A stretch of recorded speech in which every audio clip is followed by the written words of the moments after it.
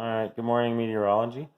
Your assignment for today, I will have it up and ready for you to submit online. You can submit a PDF file if you have a Genius Scan, Tiny Scan, one of those PDF scanners. You may also just submit an image. At this point, you should already have some sort of Doppler image colored and coded from the packet handout that I gave you.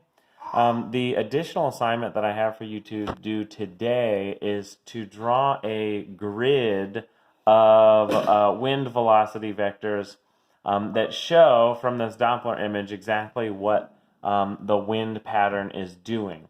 So remember that these light areas are zero velocity vectors, but that means that it's zero velocity in terms of relative to our radar in the center.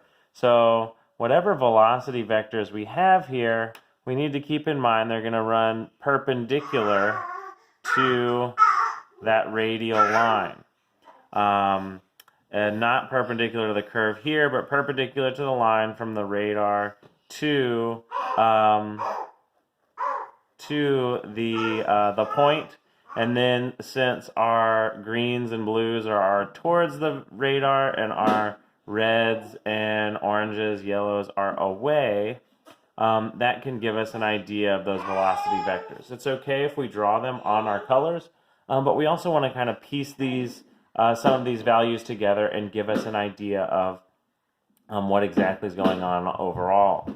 The other thing that we also see is where we have our strongest velocities. Those are probably also going to be the points where we have our velocity going directly either towards the radar or directly away from the radar. So as we kind of piece these things together, we can start to come up with this image.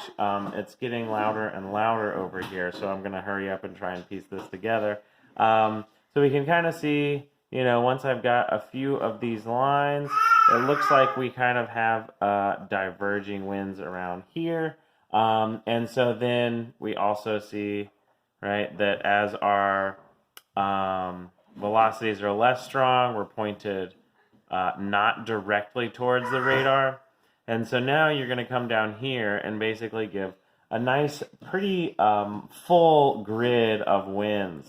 So in this case, I can see where my kind of diverging winds are going to be as they go out. And that's a little bit different than what we normally see or what we see with like that typical scan. I can piece this together because I see where it's closer. And then I can probably also see that